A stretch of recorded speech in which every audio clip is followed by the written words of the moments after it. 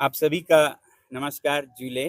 तो हयाल के बारे में बहुत से सवाल थे, खासकर इस लैंड अलॉटमेंट के कैंसिलेशन का एक जो लेटर आया है। सबसे पहले तो ये बताऊं कि हयाल यानी कि Himalayan institute of alternatives Ladakh एक अल्टरनेटिव यूनिवर्सिटी है, वैकल्पिक यूनिवर्सिटी, जो कि अलग होता है आम यूनिवर्सिटी से। और इसकी स्थापना 2017-18 में फ्यांग गांव में परम पावन दिगुंग ग्याब्गोन छेसांग रिम्पोचे जी और तब के LHDC हिल काउंसिल के चेयरपर्सन डॉक्टर सोनम दावा के पहल में लद्दाख के सभी लीडर्स के उपस्थिति में 2017 में एक मीटिंग हुई, जिसके बाद ये शुरू हुई।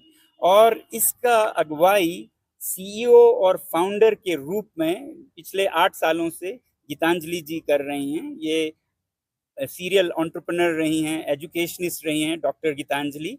और इन्होंने अपना सारा काम छोड़ के लद्दाख में ऐसा एक इंस्टीट्यूट बनाने में प्रो बोनो, बिना किसी सैलरी के इवन, पिछले 8 सालों से सहयोग दिया है। तो मैं चाहूँगा कि ये जो लैंड अलॉटमेंट का लेटर आया है उसका गीतांजलि जी तफसील से एक एक करके आपको बताएं कि क्या कहानी है इसका, क्योंकि इसमें हयाल का सारा प्रोसीजर एज पर लॉ है। देरियां हुई, मगर देरियां यूटी एडमिनिस्ट्रेशन की तरफ से हुई, आपको ये पता चलेगा। और उसका सजा अगर अचानक से हमें देने लग जाए कि आपका ये इलीगल है, तो ये बिल्कुल नाजायज है और ये मोटिवेटेड है। बहरहाल मैं चाहूंगा टेक्निकली हम हयाल के पोजीशन को गीतांजलि जी से जुले और नमस्कार। कल जो ये नोटिस आया, पहले तो मैं ये कहना चाहूँगी कि जो तीनों पॉइंट्स जिसके बेसिस पे ये कह रहे हैं कि ये अलॉटमेंट कैंसिल हो सकता है, ये तीनों बेबुनियादी हैं और मैं वो डेटा और फैक्ट्स और एविडेंस के साथ आपको बताना चाहती हूँ। पहला पॉइंट ये है कि the land allotted has not been used for the purpose for which it was allotted, as no university has been set up.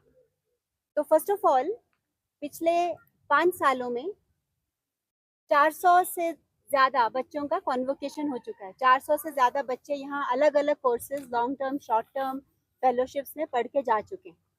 Secondly, ये जो अल्टरनेटिव यूनिवर्सिटी है, इसको UGC के अंतर्गत डी नोवो यूनिवर्सिटी के लिए रजिस्ट्रेशन के लिए हमने 16 मार्च 2022 को अप्लाई किया था और 28 मार्च 2022 को हमने 15 लाख का डिपॉजिट भी दिया था, जिसका अभी तक ना कोई रिजल्ट आया है और ना इसका कोई इंटरेस्ट हमें पे किया गया है। फिर 2023 में ये डी नोवो यूनिवर्सिटी को डिस्टिंक्ट इंस्टीट्यूशन के नाम में बदला गया और हमने दोनों लेटर्स उनको दे दी कि ये हम इसमें करना चाहते हैं। इतना ये प्रपोजल चेयरमैन जगदीश जी को इतना पसंद आया कि 28 अप्रैल यूजीसी के चेयरमैन जगदीश जी जो हैं, उनको ये कॉन्सेप्ट हमारा यूनिवर्सिटी का इतना पसंद आया, जब सोनम और मैंने उन दोनों को मिला, हम दोनों ने उनको मिला, कि उन्होंने 28 अप्रैल 2023 को उनकी जो चेतना सीरीज है, जो एक टॉक सीरीज है जिसपे सारे हिंदुस्तान के वाइस चांसलर्स को टॉक दिया जाता है, उनमें हम दोनों को टॉक के लिए बुलाया। फिर धर्मेंद्र प्रधान जी इंस्पायर करने के लिए और वाइस चांसलर्स को कि न्यू एजुकेशन पॉलिसी पर अमल कैसे किया जाए, वो लद्दाख से सीखें। इसके लिए यूजीसी चेयरमैन ने हमें खुद सारे वाइस चांसलर्स को लेक्चर देने के लिए बुलाया। तो इससे आप समझ सकते हैं कि इसकी अहमियत क्या है। हाँ जी। और फिर 15 मार्च 2023 को हमने धर्मेंद्र प्रधान जी, जो यहाँ एजुकेशन मिनिस्टर हैं, सोनम और मैंने उनको मिला और उन्होंने बहुत प्राउडली ट्वीट भी किया हमारी मीटिंग के बारे में। लेकिन 5 नवंबर 2024 को जब मैं धर्मेंद्र प्रधान जी को दोबारा मिली, तो विदाउट मिंसिंग एनी वर्ड्स उन्होंने ये कहा कि आप उड़ीसा से हैं और हम आपसे बहुत प्राउड हैं, लेकिन हमारे लिए गीतांजलि, हयाल और सोनम वांगचुक सेम है और जब तक सोनम वांगचुक 6 शेड्यूल के लिए फाइट करते रहेंगे, तब तक आपकी फाइल होल्ड पे रहेगी। तो खुद यूजीसी ने और मिनिस्ट्री ऑफ एजुकेशन ने हमारे यूनिवर्सिटी की फाइल को होल्ड पे रखा है, जो कि 3 साल से पेंडिंग है। तो और अभी इस लेटर में कह रहे हैं कि आप यूनिवर्सिटी नहीं बने हो। तो ये पहला पॉइंट। मगर साथ में मैं ये भी कहूँगा कि यूनिवर्सिटी फॉर्मली रजिस्टर्ड नहीं बना है, मगर एक अल्टरनेटिव यूनिवर्सिटी ज़रूरी नहीं है फॉर्मली रजिस्टर्ड हो। हमने इसका अप्लाई ही लैंड का एज एन अल्टरनेटिव यूनिवर्सिटी कराया है। जैसा बहुत सारे इंस्टीट्यूट्स को भी लैंड लीज में मिलते हैं, तो टेक्निकली देखें तो इसे एक अल्टरनेटिव इंस्टीट्यूट की तरह ही लैंड लीज मिला है। ये एक बोनस था, एक एक्स्ट्रा था कि हम यूजीसी के साथ भी रजिस्ट्रेशन करवा रहे थे। कोई ज़रूरी नहीं है कि हमारा लीज खत्म हो जाएगा अगर हम यूजीसी से नहीं कराएं। Alternative university under section 8 non profit charitable अभी भी रजिस्टर्ड है, उसी के दम पे हमने ये लीज का अप्लाई किया था, जिसके वजह से उन्होंने ये लीज किया। एग्जैक्टली। फिर दूसरा पॉइंट उन्होंने ये उठाया है कि कोई भी लीज एग्रीमेंट अभी तक साइन नहीं हुआ और 1 साल में लीज एग्रीमेंट नहीं साइन होने पर ये रिवोक हो सकता है। तो मैं ये बताना चाहूँगी कि 5 मई 2018 को ये अलॉटमेंट हमें हुआ था और उसके 15 दिन बाद ही 20 मई 2018 को मैंने उनको लेटर लिखा कि इसको लीज डीड पे कन्वर्ट कर दीजिए, पर तभी उन्होंने ये कदम नहीं उठाया। और फिर यूटी बनने के बाद 13 फरवरी 2021 को हमने फिर से लेटर लिखा और 19 टू 2021 में उनकी तरफ से लेटर आया कि ये पॉलिसी अभी यूटी बनने के बाद नहीं बनी है और ये पॉलिसी ही अंडर प्रोसेस में है और जैसे ये पॉलिसी बन जाएगी हम आपका लीज डेट कर देंगे। फिर हमने 13 मार्च 2020 को दोबारा उनको लिखा, जिसके रिप्लाई में 14/3/2020 को उन्होंने ये कहा कि आप कंस्ट्रक्शन एक्टिविटीज भी कर सकते हैं इस पे। और आज फिर 2023 को कंटिन्यू रखने को कहा कि हमारी तरफ से देरी हो रही है मगर आप कंस्ट्रक्शन करते रहिए, आपको बाधा ना पहुंचे। तो ये वैलिड लीगल ऑफिशियल कंसेंट के साथ हुआ है जो भी। और लास्ट लेटर जो हमने 27 जुलाई 2023 को उनको लिखी, उसका आज तक ना रिप्लाई आया है और ना उनकी तरफ से कुछ इनिशिएटिव हुआ है कि लीज एग्रीमेंट साइन करने के लिए। तो बार बार लीज एग्रीमेंट साइन करने के लिए हम उनसे अपील्स कर रहे हैं, लेटर लिख रहे हैं, वहां से वो जवाब नहीं दे रहे हैं और अचानक फिर कल कहते हैं आपने लीज एग्रीमेंट नहीं किया इसलिए वापस लिया जाएगा। तो आप समझ सकते हैं इसमें मंशा क्या है, नीयत क्या है। और फिर तीसरा पॉइंट तो बस ये दिखाता है कि ये शायद अपनी फाइल्स ना पढ़ते हैं, ना समझना चाहते हैं और जस्ट ये विच हंटिंग के लिए हमें परेशान करने के लिए कर रहे हैं। तीसरा पॉइंट ये कह रहा है कि 5/5/2019 को ये जो है ऑर्डर, अलॉटमेंट ऑर्डर, वो कैंसिल हो गया है। तो अगर 19 को कैंसिल हो गया तो फिर 2020 और 2021 को खुद LASDC और ऑफिस ऑफ डेप्यूटी कमिश्नर ने क्यों हमें ये लेटर के थ्रू कहा है कि in this connection it is to inform that execution of lease deed is under process and it will be completed at the earliest as soon as new lease is finalized by LASDC ले। तो बार बार जब मैं personally भी मिली हूँ उन्होंने यही कहा है कि पॉलिसी अभी बनी ही नहीं है यूटी बनने के बाद। तो 2020 में ये कहा और 2021 में स्पेसिफिकली ये उन्होंने कहा है कि ये जो डिले है ये अक्रॉस बोर्ड है सब इंस्टीट्यूशंस के लिए। तो उन्होंने कहा कि आपके हाँ पढ़ूंगी कि हर इंस्टीट्यूशन में ये डिले हो रहा है, सिर्फ आपका ही नहीं है। So the delay is across board for all institutions including several government institutions। उन्होंने कहा है कि ये डिले आपका ही नहीं, गवर्नमेंट इंस्टीट्यूशंस का भी है। However, you may continue the construction activities of your institution in the allotted land। ये 2021 को खुद ऑफिस ऑफ डेप्यूटी कमिश्नर और LASDC ने ये कहा है और अभी सेम ऑफिस हमें कहता है कि 1919 में आपका अलॉटमेंट कैंसिल हो गया। तो आप ये देख सकते हैं कि इनकंसिस्टेंसीज ये डेलिबरेट है और ये जस्ट एक हैरेसमेंट करने के लिए किया जा रहा है और ये एब्सोल्युटली बेबुनियादी है। तो इसी अनुसार हम न्याय का भी सहारा लेंगे और चाहे स्टे ऑर्डर की ज़रूरत हो या जो भी हो, और लद्दाख के अवाम से कहेंगे, भारत के अवाम से, भारत के सभी नागरिकों से कहेंगे कि जो कि भारत का एक शान बन सकता था दुनिया में, माउंटेन एनवायरनमेंट पे एजुकेशन का, हायर एजुकेशन का, उसे एक इतने मुश्किल में डाल रहे हैं। तो अभी इस अल्टरनेटिव यूनिवर्सिटी के दुनिया के कोई 4 या 5 यूनिवर्सिटीज़ के साथ MOU बने हुए हैं। बहुत से यूनिवर्सिटीज़ के से रिसर्च के लिए यहाँ आते हैं और फिर उसके साथ ये हश्र करते हैं, तो ये तो मैं ये सरकार- कहना चाहूंगी कि 75 साल भारत को आज़ाद हुए हो गए हैं और कोई भी ऐसी यूनिवर्सिटी नहीं है, एक दो को छोड़ के, जो टॉप 100 या 200 में आए। लेकिन दुनिया भर में जहाँ भी हमने ख्याल को प्रेजेंट किया है, इसके आइडिया को और इसके काम को स्टैंडिंग ओवेशन मिला है। तो गवर्नमेंट को और यहाँ के यूटी को अगर नेशनलिज्म और पेट्रियोटिज्म और भारत प्यारा है, तो उनको ऐसी यूनिवर्सिटीज को साबोटाज नहीं करना चाहिए, वेराज ऐसे इंस्टीट्यूशंस को सपोर्ट करना चाहिए ताकि इंडिया वर्ल्ड मैप में आए यूनिवर्सिटी में और एजुकेशन में। ये हम दरख्वास्त करना चाहेंगे कि विच हंटिंग छोड़िए और हमें सपोर्ट कीजिए, क्योंकि एक ख्याल ऐसी यूनिवर्सिटी है और ख्याल ऐसी यूनिवर्सिटी है जिसकी रिसर्च हम एक्सपोर्ट करते हैं, चाहे वो पैसिव सोलर हीटेड बिल्डिंग्स हो, चाहे आइस स्तूपा ग्लेशियर्स हो।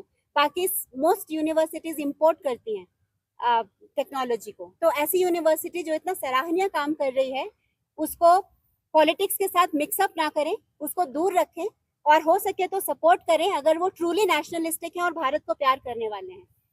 ये हम कहना चाहेंगे। सर, इससे पहले भी सबको पता है कि ऐसा सिमिलर नोटिस आया था जो हायल के लैंड को लेके, उसका क्या हुआ? मेरे ख्याल से 2 साल पहले की बात है। तो ये आपने अच्छा क्वेश्चन पूछा। ये पहली बार नहीं हो रहा है हैरेसमेंट। पिछले 3 सालों में जब से सोनम वांगचुक 6 शेड्यूल के लिए और लद्दाखियों के लिए काम कर रहे हैं, तब से ये शुरू है और हर बार वो बैक ट्रैक किए हैं, क्योंकि हमने विद प्रूफ और एविडेंस उनको हमेशा मीट किया है। लेकिन ये अगर ज़्यादा चलता रहेगा तो हमें भी फिर कठिन स्टेप लेने में हम मजबूर हो जाएंगे। पहले आप काउंसिल से अप्रोच करने की प्लानिंग कर रहे हैं कि चेयरमैन से बात करने की, क्योंकि जिस तरह से आप पहले बताया, जो ऑर्डर निकला है उस पर चेयरमैन एलएचडीसी को कुछ नोटिस में नहीं है, तो हायल का क्या मूव रहेगा? ये हयाल से भी ज्यादा चेयरमैन हिल काउंसिल के लिए बहुत चिंता का विषय है। हम तो जरूर बात करेंगे, हर एक से भी बात करने को हम हमेशा वो हैं। हम पूछेंगे कि ये आपके नोटिस में है या नहीं, मगर अभी पता चला कि ऐसा भी नहीं है। तो क्योंकि हर जगह ये बताया जाता है कि लद्दाख का हिल काउंसिल जो है वो बहुत सशक्त है, पूरा जमीन उनके हाथ में है, तो फिर एक चेयरमैन 2017 में बाज़ाब्ता बाइज्जत एक यूनिवर्सिटी स्थापित करते हैं, डॉक्टर सोनम दावा, और 2025 में उनके इस सब को कैंसिल किया जाता है और उसमें जो अभी के चेयरपर्सन हैं ताशी ग्याल्सन साहब, उनको कॉन्फिडेंस में भी नहीं लिया जाता है। तो ये चिंता का विषय हयाल से भी ज्यादा हिल काउंसिल के लिए है, एग्जीक्यूटिव काउंसिलर्स के लिए और पूरे लद्दाख की जनता के लिए है कि आखिर हिल काउंसिल के पास फिर पावर क्या है, अगर वो सब कुछ ठीक होते हुए भी उनसे बिना पूछे ऐसे हरकत होते हैं। तो सर, इससे पहले भी कुछ गांव वालों ने हायल के लैंड को लेके क्वेश्चन उठाए थे, सवाल उठाए थे, तब आपने उनको जवाब भी दिया था। तो कहीं ना कहीं आपको लगता है कि ये सब चीज़ें जो है कुछ गांव वाले भी इस पे ऑब्जेक्शन कर रहे थे पहले भी? मेरे ख्याल से नहीं, तब जरूर था शुरू में कुछ गांव वालों के जो जमीन थे पुराने, जब हयाल को नहीं दिया तब का हो या कोई एनक्रोचमेंट्स हो, उसके वजह से कुछ गांव वाले थे। अभी तो इस पे कोई नहीं, जब भी गांव वालों का कुछ इशू हुआ है, उनको भी पॉलिटिशियंस ने यूज करके एज फेस बनाया है।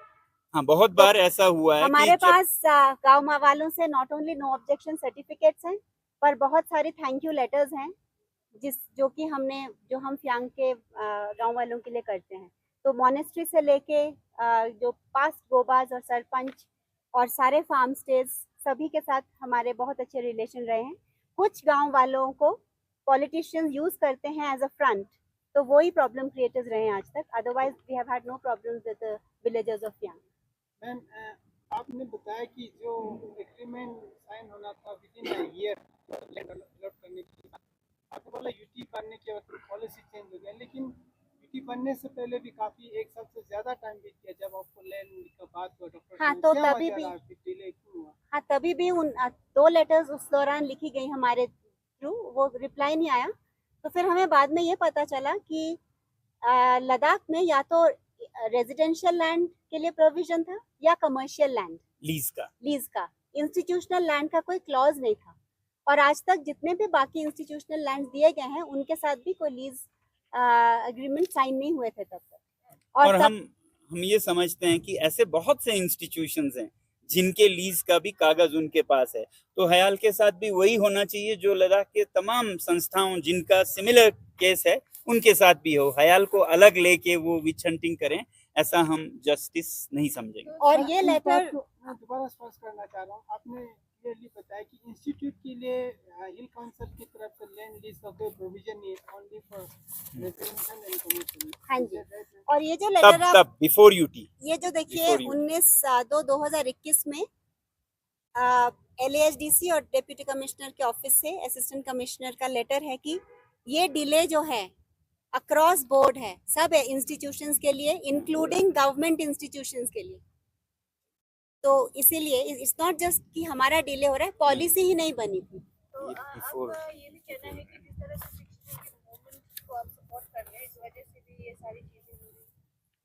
लगता तो ऐसा ही है। इसका टाइमिंग देखिए जी, मगर जैसा बाकी एपेक्स बॉडी के और लद्दाख के लीडर्स कह रहे हैं, ये सिर्फ मेरी या हयाल की नहीं है इशू, पूरे लद्दाख की है। और ये एक इशू है जिस पे हैरेस किया जा रहा है। दूसरी इशू है कि हमारी यूजीसी की एप्लीकेशन जो हमने 2022 की दी हुई है उसको होल्ड पे रखा हुआ है। तीसरी ये है कि सारे PSUs को, पब्लिक सेक्टर यूनिट्स को, जो हमारे सपोर्टर्स थे, उनको कॉल जा रहे हैं कि आप इनको CSR फंडिंग मत करिए। तो ये विच हंटिंग ही है। कांचली मैम, आगे जो ऑर्डर में फर्स्ट सेकंड पॉइंट उन्होंने लिखा है कि जो पर्पस के लिए यूनिवर्सिटी होना चाहिए वो नहीं हो पाया। तो आपने पहले स्टेटमेंट में बताया सिंस एस्टैब्लिशमेंट बहुत सारे स्टूडेंट पास आउट करके गए हैं। आज के डेट में कितना स्टूडेंट हयाल में पढ़ रहे हैं और कितना एम्प्लॉयमेंट, कितने लोग वहाँ काम कर रहे हैं? तो आज के दिन में 75 स्टूडेंट्स अभी हैं और 25 ज्वाइन करने वाले हैं विद इन अ मंथ। तो 100 स्टूडेंट्स हैं, क्योंकि हमारी पेडागोजी है रेजिडेंशियल। तो हम जैसे जैसे बिल्डिंग्स बनाते जा रहे हैं रहने के लिए, वैसे वैसे हम इंक्रीज कर रहे हैं। तो इस साल 100 स्टूडेंट्स वहाँ पढ़ेंगे अलग अलग कोर्सेज में, और स्टाफ अराउंड 50 हैं। और प्लस और एक मैं ऐड करना चाहूँगी कि पिछले 5 सालों में हमने 1.5 लाख स्क्वायर फीट जगह बनाई है। तो मैं LAHDC और सबको जिसने हमें नोटिस भेजी है, मैं चैलेंज करती हूँ कि हमें बताए कि उन्होंने कितना कंस्ट्रक्शन किया है। और प्लस हमारी सारी बिल्डिंग कार्बन न्यूट्रल हैं, पैसिव सोलर हीटर है जो इतना भी कार्बन एमिट नहीं करती है। 1.5 लाख स्क्वायर फीट और अपने बलबूते पे बनाया है, सरकार से हमने कुछ नहीं लिया है, बल्कि हमने अपना योगदान। हाँ, कल मैं आपसे जानना चाहता हूँ, एक तरफ लद्दाख के जो 4 पॉइंट को लेके मूवमेंट चल रहा है, दूसरी तरफ आप ये नोटिस निकला है, तो क्या अगर आपके ऊपर ज़्यादा एक्शन लिया तो आप लद्दाख के मूवमेंट के साथ जुड़ा रहेंगे कंटिन्यू?